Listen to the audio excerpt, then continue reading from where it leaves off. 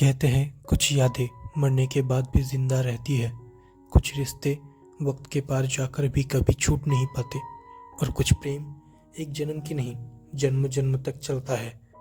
ये कहानी भी ऐसी ही है, एक वचन, एक इंतजार और एक लौट आई रूह का। ये कहानी शुरू होती है एक लड़के से, रेन, एक आर्टिस्ट, एक सपनों में जीने वाला लड़का।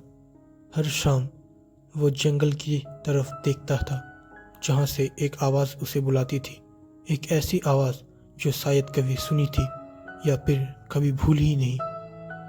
आज शाम कुछ अलग थी, जैसे जंगल कुछ कहना चाहता हो, जैसे किसी पुरानी कहानी का दूसरा अध्याय शुरू हो रहा हो। उसके हाथों ने खुद ब खुद एक स्केच बनाया, एक लड़की लाल चुनरी में लिपटी हुई जिसे उसने कभी देखा ही नहीं, पर जैसे दिल पर छपी हो। तभी उसकी दादी की आवाज़ आई।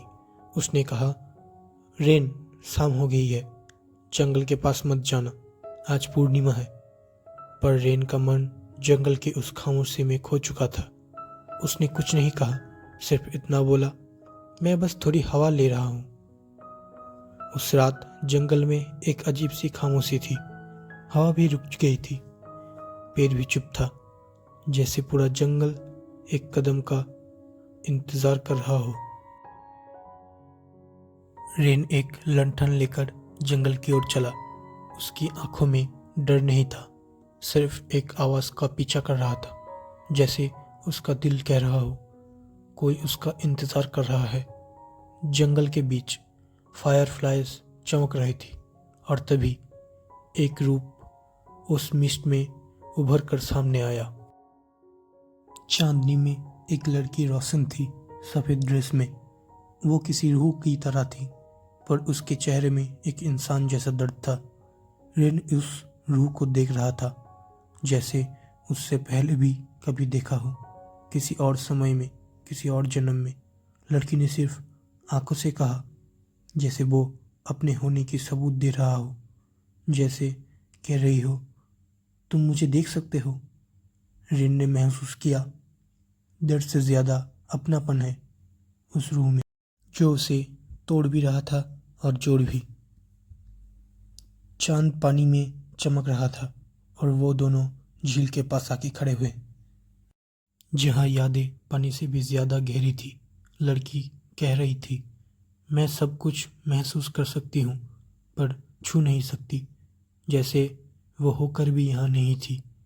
एक याद थी, किसी का प्रेम थी, किसी ने उसे छोड़ा था या शायद भूल गया था।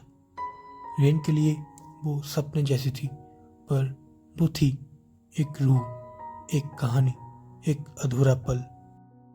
सुबह हुई, रेन की आंखें खुली, पर उसका दिल अब भी रात के उस एक पल में था। उसने स्केचबुक खोला और देखा उस लड़की की आंखों का स्केच, वही आंखें, पर उसने वो स्केच कभी बनाया ही नहीं था। तभी दादी ने आके पूछा, तुमने उसे देख लिया?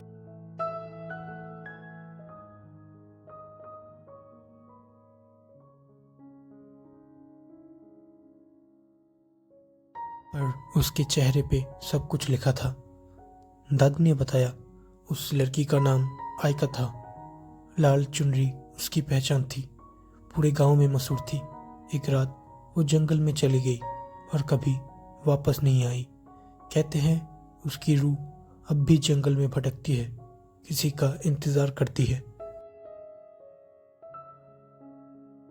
रेन गया एक पुरानी लाइब्रेरी, जहाँ सालों से कोई नहीं गया। In red scarf near Aokigahara forest, full moon night.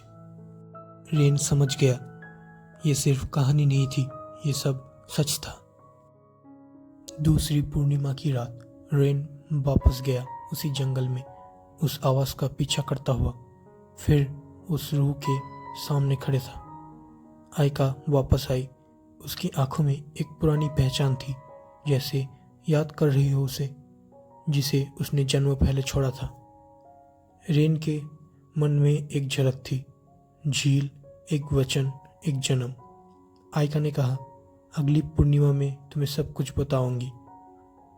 और तभी वो मिस्ट में खो गई, सिर्फ एक लाल चुनरी।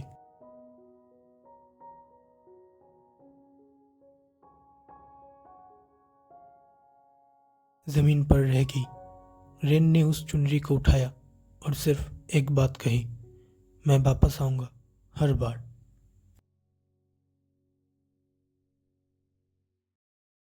कुछ कहानियां सिर्फ एक बार नहीं होती, वो बार बार लिखी जाती है जब तक सच पूरा ना हो।